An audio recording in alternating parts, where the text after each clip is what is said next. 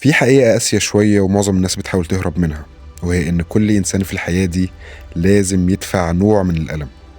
مفيش حد بيعيش حياته من غير ألم، ولكن الفرق الحقيقي بين الناس مش في مين هيتألم أكتر، ولكن الفرق الحقيقي في إيه هو نوع الألم اللي كل شخص بيختار إنه يدفعه. لأن في ألم اسمه ألم التغيير، وفي ألم اسمه ألم الندم. ألم التغيير بيجي دلوقتي، ولكن ألم الندم بيجي متأخر، ولكنه بيكون تقيل جدا.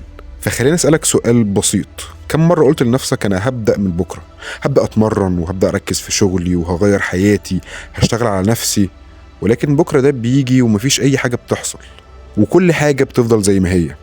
المشكلة مش في إن القرار يبان صغير، إن تأجيل بسيط، لكن الحقيقة إن كل مرة بتأجل فيها فأنت بتدفع تمن، بس التمن ده مش بيبان دلوقتي ولكن بيظهر بعد سنين.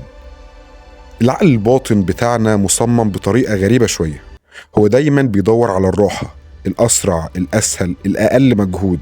عشان كده لما تيجي تتمرن بيقولك خلاص خليها بكرة، لما تيجي تشتغل على حاجة مهمة بيقولك خد نفسك استريح شوية، لما تيجي تعمل أي تغيير في حياتك بيقولك مش وقته دلوقتي.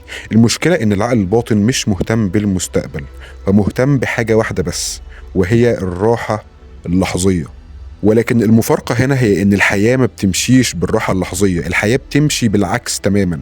الحياة بتمشي بقانون بسيط جدا، وهي إن كل حاجة ليها تمن. لو اخترت الراحة دلوقتي فأنت هتدفع تمنها بعدين، لو اخترت التعب دلوقتي هتاخد تمنه والمقابل ليه بعدين. مفيش طريق من غير تكلفة. السؤال اللي المفروض تسأله لنفسك هو هتدفع إيه؟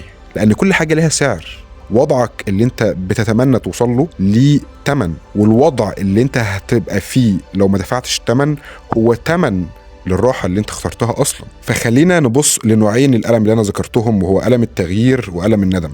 الألم التغيير، الألم ده بيظهر لما تقرر تعيش بشكل مختلف، لما بتصحى بدري وانت نفسك تكمل نوم، لما بتروح الجيم وانت مرهق من الشغل، لما بتقفل موبايلك وتبدأ تركز في الشغل والإنتاجية اللي المفروض تلتزم بيها، لما بتقولي نفسك المرة دي مش هأجل.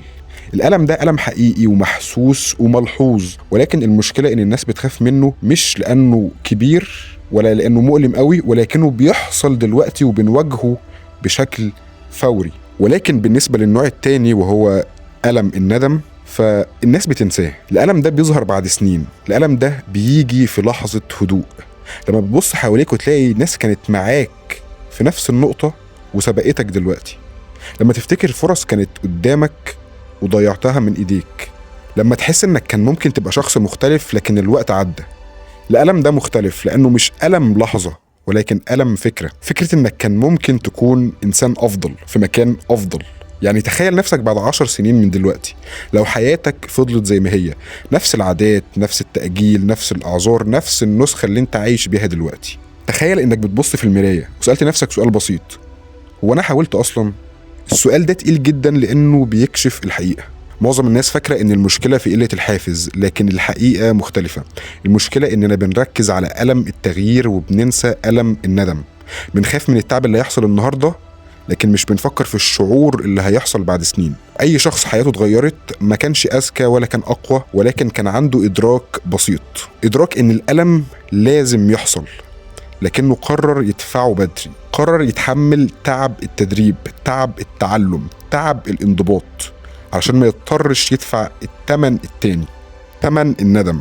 التغيير عمره ما كان سهل، ولكن الحقيقة اللي معظم الناس بتكتشفها متأخر هو إن التغيير بيكون أصعب في البداية لكن أسهل مع الوقت. أما الندم فبيكون بسيط في البداية، ولكنه بيكبر وبيكبر وبيزيد لحد ما بيكون تقيل جدا عليك. الحياة بتسأل كل واحد فينا سؤال واحد بس، سؤال بسيط ولكن إجابته بتحدد شكل حياتنا هيبقى عامل إزاي. هل هتختار الراحة اللحظية، ولا هتختار الحياة اللي بتسعى ليها وشايف إنك بتستحقها؟ في النهاية مفيش حد في الدنيا هيعيش حياته من غير ألم، لكن الإنسان الحكيم هو اللي بيدرك وبيفهم الحياة دي بدري وبيختار الألم الصح.